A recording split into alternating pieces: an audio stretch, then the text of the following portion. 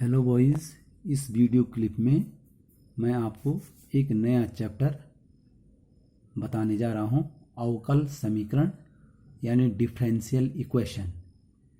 ये अवकल समीकरण क्या होता है? एक ऐसा समीकरण जिसमें स्वतंत्र चर या चरों के सापेक्ष आश्रित चर के अवकलज सम्मिलित होते हैं। अब पहले जरा इसमें एक चीज ध्यान दीजिए कि स्वतंत्र चर और आश्रित चर क्या होता है। जैसे ये है यहाँ पर dy बटे dx, यानी y का जो डिफरेंशिएशन किया गया है वो x के सापेक्ष है, अर्थात y किस पर निर्भर है? x पर निर्भर है। तो x को कहेंगे स्वतंत्र चर और y को कहेंगे आश्रित चर। हम एक साधारण सी क्वेश्चन में बता सकते हैं। जैसे हम कहें y बराबर 3x प्लस 2, इसमें ये x जो है स्वतंत्र चर कहलाता है, क्योंकि x का मान आप कुछ भी रख सकते हैं, और जब x का मान आप कुछ रखेंगे तो y का मान आपको कुछ प्राप्त होगा। तो देख लीजिए y का मान किस पर निर्भर है? x पर निर्भर है, इसलिए x को स्वतंत्र चर कहते हैं और y को कहते हैं आश्रित चर या परतंत्र चर भी कहते हैं। आश्रित चर वो जो है इस पर आश्रित है। इसी प्रकार से अवकलज में होता है, जैसे मैंने अभी कहा, ये डी स्क्वायर वाई बटे डी एक्स स्क्वायर, यानी y का दो बार डिफरेंशिएशन किया गया है x के सापेक्ष, यानी y किस पर निर्भर है? x पर निर्भर है। तो x पर निर्भर है तो x को कहेंगे स्वतंत्र चर और y को कहेंगे आश्रित चर। तो देख लीजिए ऐसा समीकरण जिसमें स्वतंत्र चर यानी जैसे x है, इसके सापेक्ष आश्रित चर यानी y के अवकलज। अब इसके y के अवकलज क्या है? dy बटे dx है, या डी स्क्वायर वाई बटे डी एक्स स्क्वायर है, या ये इस प्रकार से ये जो है, या तीसरी बार भी हो सकता है तो डी क्यूब वाई बटे डी एक्स क्यूब होता है। ये क्या कहलाते हैं? इसमें y के अवकलज है। ये डी वाई बटे D X D square Y बटे डी एक्स स्क्वायर, ये y के अवकलज हैं, यानी आश्रित चर के अवकलज जो है इसमें सम्मिलित हैं। देखिए समीकरण है और इसमें आपका डी वाई बटे डी एक्स भी सम्मिलित है, डी स्क्वायर वाई बटे डी एक्स स्क्वायर भी सम्मिलित है, यानी कम से कम एक जो है आपका y का जो है यानी जो आश्रित चर है उसका अवकलज क्या होना चाहिए? सम्मिलित होना चाहिए। तो ये एक समीकरण दिखाई दे रहा है आपको। तो एक ऐसा समीकरण जिसमें स्वतंत्र चर या चरों के सापेक्ष, स्वतंत्र चर जैसे x है, x के सापेक्ष आश्रित चर के अवकलज सम्मिलित होते हैं। ये देखिए ये आश्रित चर y है, y के अवकलज देखिए ये यहाँ पर इसमें दो अवकलज हैं, ये सम्मिलित होते हैं। तो देख लीजिए इसमें जो है, इस वाले में देख लीजिए पहला वाला है example for d square Y बटे D x square plus 2 d Y बटे डी एक्स बराबर 0। इसमें जो है एक स्वतंत्र चर है x और ये आपका जो है आश्रित चर है, आपका एक आश्रित चर है y। देख लीजिए एक और एग्जाम्पल मैंने यहाँ पर बता रखा है, डी जेड बटे डी एक्स धन 5 डी जेड बटे डी वाई बराबर m। अब यहाँ पर देख लीजिए, यहाँ पर z जो है x पर आश्रित है और यहाँ पर z जो है y पर आश्रित है। तो इसमें क्या हो गए? दो स्वतंत्र चर हो गए। आश्रित चर तो केवल z ही है, लेकिन दो स्वतंत्र चर है, इसलिए यहाँ पर लिखा गया है कि स्वतंत्र चर या चरों के सापेक्ष। तो ये देख लीजिए ये एक अवकल जो है समीकरण आपके पास दिया गया है। ये जो आश्रित चर है उसके अवकलज, जैसे आश्रित चर यहाँ पर z है तो z का x के सापेक्ष अवकलज डी जेड बटे डी एक्स है, या y के सापेक्ष डी जेड बटे डी वाई है। तो जिस समीकरण में जो है आपका डी वाई बटे डी एक्स या डी स्क्वायर वाई बटे डी एक्स स्क्वायर या डी जेड बटे डी वाई ये सम्मिलित होते हैं जिस समीकरण में, उसको क्या कहते हैं? अवकल समीकरण कहते हैं। ये अवकल समीकरण है। अब अवकल समीकरण भी जो है दो प्रकार के हैं यहाँ पर अवकल समीकरण। एक है सामान्य अवकल समीकरण, जैसे मैंने अभी बताया, एक ऐसा अवकल समीकरण जिसमें केवल एक स्वतंत्र चर के सापेक्ष आश्रित चर के अवकलज सम्मिलित होते हैं। अब यहाँ पर देख लीजिए, जैसे मैंने ये वाला बना रखा है, देखो एक स्वतंत्र चर एक ही है x और इसके सापेक्ष जो है आश्रित चर के, याद रखिए आश्रित चर एक ही होता है, लेकिन स्वतंत्र चर भी इसमें एक ही है। एक स्वतंत्र चर के सापेक्ष आश्रित चर यानी y के अवकलज जो है सम्मिलित होते हैं। ऐसे जो है इसको जो है कहते हैं सामान्य अवकल समीकरण, यानी जिसमें आश्रित चर भी एक ही होता है और आपका स्वतंत्र चर भी एक ही होता है। तो एक स्वतंत्र चर के सापेक्ष आश्रित चर के अवकलज जो है उसमें क्या होते हैं, सम्मिलित होते हैं। इसे सामान्य अवकल समीकरण कहते हैं। जैसे मैंने आपको बता दिया ये सामान्य अवकल समीकरण है। वैसे यहाँ पर भी मैंने एक और बना रखा है, डी स्क्वायर वाई बटे D x square plus 3dy बटे डी एक्स होल स्क्वायर बराबर a लिखा है मैंने यहाँ पर। तो देख लीजिए यहाँ पर देखो एक ही आश्रित चर है और उसका स्वतंत्र चर x के सापेक्ष जो है ये क्या है, अवकलज है। ये भी अवकलज है, ये भी अवकलज है। तो जिसमें जो है क्या होता है कि एक स्वतंत्र चर के सापेक्ष आश्रित चर के जो है अवकलज सम्मिलित होते हैं। ये जैसे मैंने यहाँ पर लिख दिया dy बटे डी एक्स धन 5 बराबर 0। तो इसमें एक ही स्वतंत्र चर है और एक आपका आश्रित चर है। और दूसरा है आंशिक अवकल समीकरण। आंशिक अवकल समीकरण, ये सामान्य अवकल समीकरण, आंशिक अवकल समीकरण ऐसा अवकल समीकरण जिसमें एक से अधिक स्वतंत्र चरों के सापेक्ष, देखिए इसमें स्वतंत्र चर एक से अधिक होते हैं के सापेक्ष आश्रित चर के अवकलज सम्मिलित होते हैं।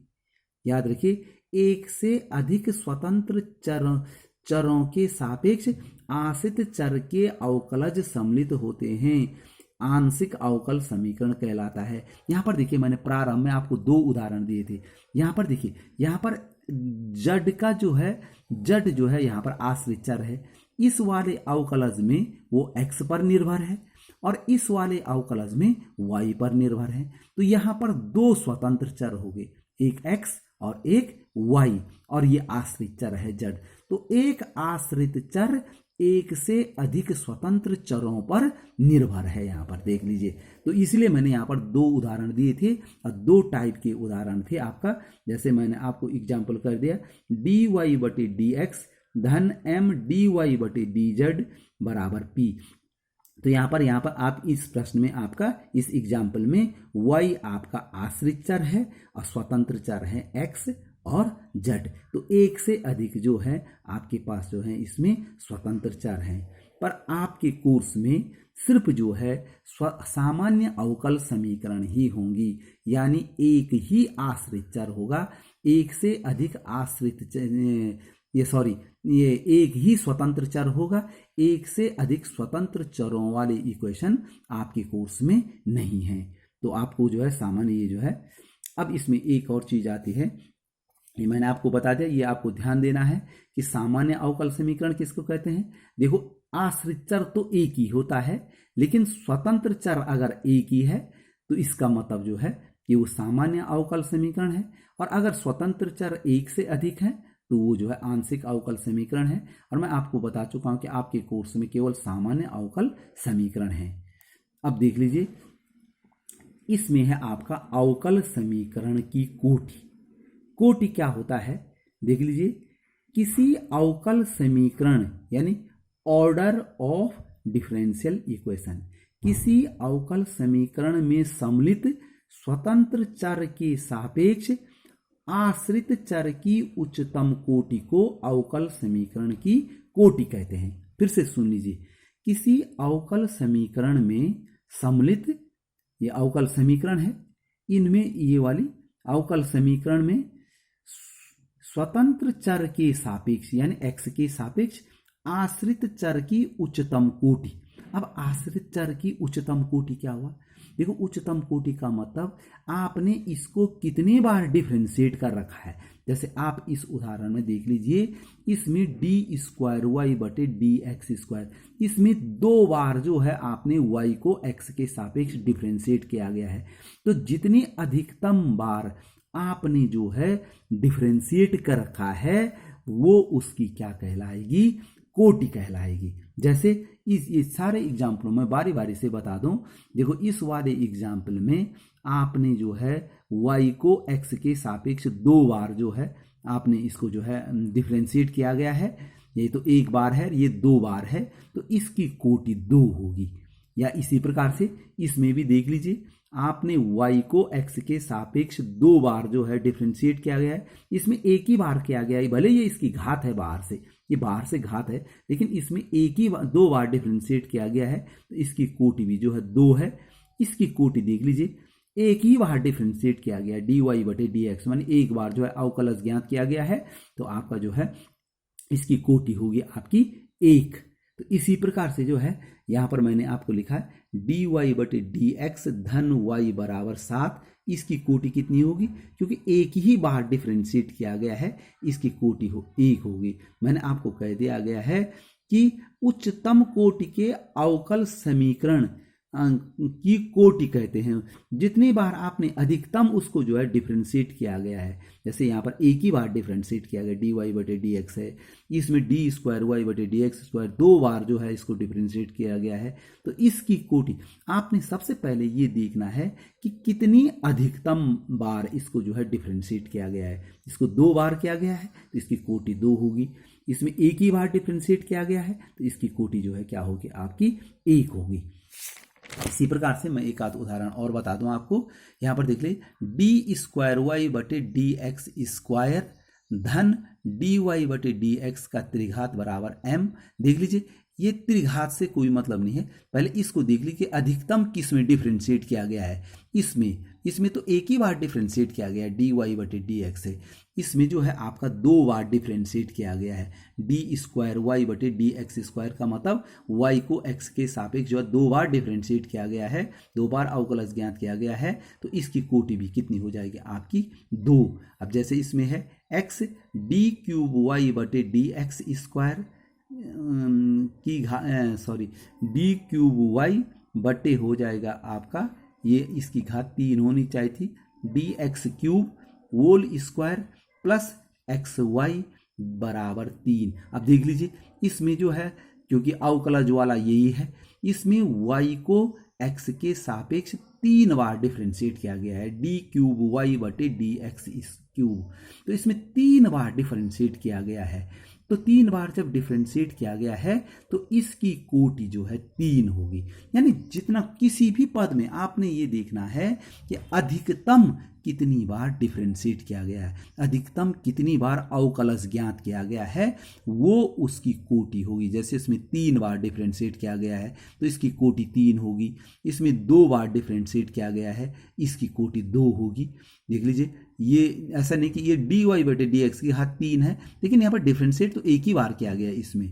तो किसी भी पद में जितनी अधिकतम जो है उसको जो है डिफ्रेंशिएट किया गया होगा जितने बार, उतना जो है उसकी कोटि कहलाएगी। तो ये आपने इस प्रकार से इनकी कोटि, इसकी कोटि 3 है, इसकी कोटि 2 है। अब आता है इसका, जरा इसमें देखना है अवकल समीकरण की घात, डिग्री ऑफ डिफरेंशियल इक्वेशन, इसकी डिग्री देख लीजिए। कोटि में मैंने क्या बताया कि अधिकतम कितनी बार डिफ्रेंशिएट किया गया है। अब इसकी जो है डिग्री देख लीजिए, यानी घात देख लीजिए। किसी अवकल समीकरण में उच्चतम कोटि के अवकलज की घात को अवकल समीकरण का घात कहते हैं। क्या कहा मैंने? किसी अवकल समीकरण में उच्चतम कोटि के अवकलज, उच्चतम कोटि, जहां पर उच्चतम कोटि होगी, यानी जितनी अधिकतम बार उसको डिफ्रेंशिएट किया गया है, उसकी घात को अवकल समीकरण की घात कहते हैं। अगर आपकी समझ में आया हो तो मैं अभी देख लीजिए इन उदाहरणों को, 3 उदाहरणों में अब मैं इनकी घात देख लीजिए। देख dy/dx प्लस y बराबर 7, इसमें देख लीजिए अधिकतम कोटि वाला कौन है? dy/dx। इसकी कोटि तो एक ही है, एक बार डिफ्रेंशिएट किया गया है, और इसकी घात भी एक ही है, इस पर कहीं घात नहीं लगा रखी है, तो घात भी इसकी एक ही है। इसका मतलब इसकी कोटि जो है आपकी 1 है। आपने देखना है जो अधिकतम डिफ्रेंशिएट किया गया है, इसमें अधिकतम डिफ्रेंशिएट यही है, तो ये इसकी कोटि भी 1 होगी और इसकी घात भी क्या होगी? आपकी 1 होगी। अभी दूसरे एग्जाम्पल में देख लीजिए, यहाँ पर d²y/dx² प्लस dy/dx का घात 3 बराबर m। अब इसकी जो है देख लीजिए, इसकी कोटि कितनी थी? 2 थी। कोटि 2 क्यों थी? इसको 2 बार, ज्यादा से ज्यादा 2 बार डिफ्रेंशिएट किया गया है। तो आपने घात के लिए क्या देखना है? जिस पद में सबसे अधिक बार डिफ्रेंशिएट किया गया है उसकी घात देखनी है। अब इस वाले में देख लीजिए, वैसे तो घात इसमें 3 है, लेकिन इसको नहीं देखना है। आपने कोटि तो अधिकतम इसकी है जो अधिकतम बार डिफ्रेंशिएट किया गया है। तो डी स्क्वायर वाई बटे डी एक्स स्क्वायर, इसकी कोटि तो 2 बार 2 होगी, लेकिन इसकी घात कितनी है? 1 है। याद रखिए, ये जो घात है जो आपको दिखाई दे रही हैं, ये तो कोटि के लिए है कि इसको 2 बार डिफ्रेंशिएट किया गया है, तो इसकी कोटि कितनी होगी? आपकी 2 होगी। लेकिन अगर आप देखें तो इसके बाहर से जो है कोई कोष्टक नहीं है, घात नहीं रखी है, तो इसकी घात मात्र कितनी होगी? 1। यानी अधिकतम बार अवकलज जहां पर ज्ञात किया गया है उसकी घात जो है आपकी जो है इस अवकल समीकरण की क्या कहलाएगी?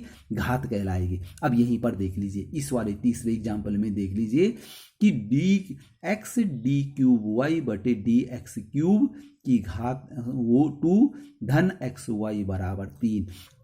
देखिए, इसकी कोटि 3 थी क्योंकि इसको 3 बार जो है आपको डिफ्रेंशिएट किया गया, तो कोटि 3 है। देखो, और जो अधिकतम कोटि वाला अवकलज है उसकी घात यहाँ पर क्या है? 2 है। देख लीजिए, अधिकतम कोटि वाला अवकलज की घात 2 है, तो इसलिए इसकी घात कितनी होगी? 2। याद रखिए, यहाँ पर जो है इसमें लिखा मैंने कि एक में जो है घात 1 है, ये 2 में भी घात 1 ही है। याद रखिए, आपने क्या देखना है? घात के लिए अधिकतम कोटि वाला पद देखना है। जैसे ये अधिकतम कोटि वाला, अधिक कोटि का मतलब क्या हुआ? कितनी ज्यादा से ज्यादा बार डिफ्रेंशिएट किया गया है। तो जैसे इस वाले में अधिकतम कोटि 2 है, तो इसकी घात जितनी होगी उस अवकल समीकरण की क्या हो जाएगी? घात हो जाएगी। देख लीजिए, इसकी घात यहाँ पर 1 ही है। यहाँ पर देखो, अधिकतम कोटि वाला ये है, इसकी कोटि 3 बार है, 3 बार डिफ्रेंशिएट किया गया है, तो इसकी घात मैंने बाहर से 2 रखी हुई है। तो इस अवकल समीकरण की घात क्या हो जाएगी? 2। तो घात देखने के लिए आपने अधिकतम जो कोटि वाला जो पद है उसको देखना है, इसको नहीं देखना है कि यहाँ पर घात आपको 3 दिखाई दे रही है तो घात 3 हो जाएगी। नहीं, आपने क्या देखना है? अधिकतम कोटि, यानी कितनी अधिकतम बार डिफ्रेंशिएट किया गया है। तो इसमें 2 बार डिफ्रेंशिएट किया गया है, तो आपकी कोटि 2 हो जाएगी। लेकिन अधिकतम कोटि वाले की घात सिर्फ 1 है, कुछ नहीं है यहाँ पर, मानी 1 है, तो इसका मतलब है इसकी घात कितनी हो जाएगी? 1। अच्छा, एक और चीज मैं आपको बता दूं, तो मैंने आपको विस्तार से कोटि और इसकी घात के बारे में बता दिया है। देखो, इसमें देख लीजिए, आप पहले भी मैं आपको बता चुका हूं कि डी वाई बटे ये जो डी वाई बटे डी एक्स है, या डी स्क्वायर वाई बटे डी एक्स स्क्वायर है, या डी क्यूब वाई बटे डी एक्स क्यूब है, इनको क्रमशः देखो, डी वाई बटे डी एक्स को वाई डैश के द्वारा भी डिनोट करते हैं, डी स्क्वायर वाई बटे डी एक्स स्क्वायर को वाई डबल डैश के द्वारा, और डी क्यूब वाई बटे डी एक्स क्यूब को वाई ट्रिपल डैश के द्वारा डिनोट करेंगे। जितनी बार डिफ्रेंशिएट किया गया वाई पे उतने डैश लगेंगे। तो ये मैं पहले भी आ चुका है पहले। या इसको डी वाई बटे डी एक्स को y1, इसको y2 और इसको y3 के द्वारा निरूपित करते हैं। ये आपने इस चीज का ध्यान देना है। एक दूसरी बात, जरा आपने जो है विशेष बात देखनी है कि माना यदि किसी अवकल समीकरण में त्रिकोणमितीय अनुपात का कोणांक कोई अवकलज है, अर्थात डी वाई बटे डी एक्स या डी स्क्वायर वाई आदि होता है, तो उसकी घात परिभाषित नहीं होती है। देख लीजिए कैसे, जैसे मैंने यहां पर बताया, देखिए डी क्यूब वाई बटे डी एक्स स्क्वायर धन साइन डी वाई बटे डी एक्स बराबर एम। मैंने क्या कहा? देखिए, अगर हम इसकी कोटि की बात करें तो कोटि तो अधिकतम 3 बार डिफ्रेंशिएट किया गया है, तो इसकी कोटि जो है 3 होगी। लेकिन घात की जहां तक बात करेंगे, घात को देखने के लिए केवल यही नहीं देखना है, अगर इसके किसी पद में जो आपका त्रिकोणमितीय अनुपात है उसका कोणांक अगर आपका अवकलज है, यानी देखो यहाँ साइन का कोणांक क्या है? डी वाई बटे डी एक्स है, या डी स्क्वायर वाई बटे डी एक्स स्क्वायर भी हो सकता था, या डी क्यूब वाई बटे डी एक्स क्यूब भी हो सकता था, कुछ भी हो सकता था। तो अगर sine cos tan cot sec cosec की जो है, जो उसका कोणांक है, अगर कोई जो है अवकलज है तो इसकी घात परिभाषित नहीं होती है। ये नहीं कि आपने सीधे ये नहीं देखना कि इसकी घात 1 होगी साहब, इसकी कोटि 3 होगी, घात 1 हो गया। ये भी उसके सभी पदों की जांच भी कर लेनी है कि भाई कहीं त्रिकोणमितीय अनुपात के साथ कोणांक कोई अवकलज तो नहीं है, तो इसकी घात जो है आपकी परिभाषित, कोटि तो ठीक है, इसकी कोटि 3 है, लेकिन इसकी घात परिभाषित नहीं होती है। यही नियम जो है एक्सपोनेंशियल पे भी लगता है। अगर ई की घात में जो है डी वाई बटे डी एक्स है ई की घात में, तो वो भी जो है क्या नहीं होता है, आपका परिभाषित नहीं होता है। यहाँ पर एक एग्जाम्पल मैंने आपको बता दिया, अवकल समीकरण। यहाँ पर एक एग्जाम्पल पूछा गया था कि ये जो अवकल समीकरण है इनकी कोटि कितनी है और घात कितनी है आपकी। तो देख लीजिए कैसे करेंगे। ये देखिए पहला एग्जाम्पल है डी वाई बटे D x minus cos x बराबर 0। यहाँ पर देख लीजिए सबसे पहले कोटि देखो, इसमें जो अवकलज है वो डी वाई बटे डी एक्स ही है, जिसमें अवकलज ज्ञात कर रखा है, और यही है। तो इसकी जो है एक ही बार डिफ्रेंशिएट किया गया है, तो इसकी कोटि 1 होगी। और इसकी घात, क्योंकि अधिकतम यही है, यही डिफ्रेंशिएट है, तो इसकी घात भी 1 है, तो इसकी कोटि भी 1 होगी, घात भी 1 होगी। इस पे ध्यान दीजिए नंबर 2 पे, x y d square Y बटे D x square plus x d Y बटे D x whole square minus y d Y बटे डी एक्स बराबर 0। तो सबसे पहले देखनी है इसकी कोटि। कोटि में क्या देखना है कि भाई कितनी अधिकतम बार इसको डिफ्रेंशिएट किया गया है। देखो इसको 2 बार डिफ्रेंशिएट किया गया है, यहाँ पर y को 2 बार डिफ्रेंशिएट किया गया है, इसमें y को एक ही बार डिफ्रेंशिएट किया गया है। डी वाई बटे डी एक्स मैंने एक ही बार, भले उसकी घात 2 है लेकिन एक ही बार डिफ्रेंशिएट किया गया है, इसमें भी एक ही बार डिफ्रेंशिएट किया गया है। तो इसमें अधिकतम 2 बार डिफ्रेंशिएट किया गया है, तो इसका मतलब हुआ इसकी कोटि 2 है, लेकिन इसकी घात कितनी होगी देख लीजिए, क्योंकि अधिकतम डिफ्रेंशिएट जो अधिकतम कोटि वाला जो पद है उसकी घात, तो अधिकतम कोटि जो है इसकी है, तो इसकी घात कुछ नहीं दे रखी है, मानी 1 है, इसकी घात क्या हो जाएगी 1 होगी। ऐसा नहीं कि यहाँ 2 घात है तो आप बोलेंगे इसकी घात 2 हो जाएगी। अधिकतम कोटि वाला पद देखना आपने, यानी जो अधिकतम बार क्या किया गया हो, डिफ्रेंशिएट किया गया हो, तो इसकी घात जो है बाहर से घात नहीं लगाई गई है, इसका मतलब इसकी जो है घात 1 है। तीसरा देख लीजिए आपका y triple dash plus y square plus e की घात वाई डैश बराबर 0। तो इसमें क्या है आपका, सबसे पहले कोटि। कोटि जो है इसको 3 वाई ट्रिपल डैश माने 3 बार, मैंने अभी कहा था वाई ट्रिपल डैश का मतलब हुआ डी क्यूब वाई बटे डी क्यूब वाई बटे डी एक्स क्यूब। तो इसको 3 बार डिफ्रेंशिएट किया गया है, तो इसका मतलब इसकी घात जो है कितनी, कोटि कितनी होगी 3। लेकिन यहाँ पर देख लीजिए इस वाले पद में ई की घात जो है आपका अवकलज है, यानी वाई डैश है, डी वाई बटे डी एक्स है, तो ये जो है इसकी जो है घात तब परिभाषित नहीं होगी। याद रखिए इसकी कोटि तो 3 होगी, लेकिन यहाँ पर ई की घात में वाई डैश है, अतः इसकी घात जो है क्या नहीं होगी, आपकी परिभाषित नहीं होगी। तो इस प्रकार से आपने इनको ध्यान से पढ़ करके, और आप तब प्रश्नावली 9.1 के सभी प्रश्नों को आप आसानी से हल कर सकते हैं। ओके।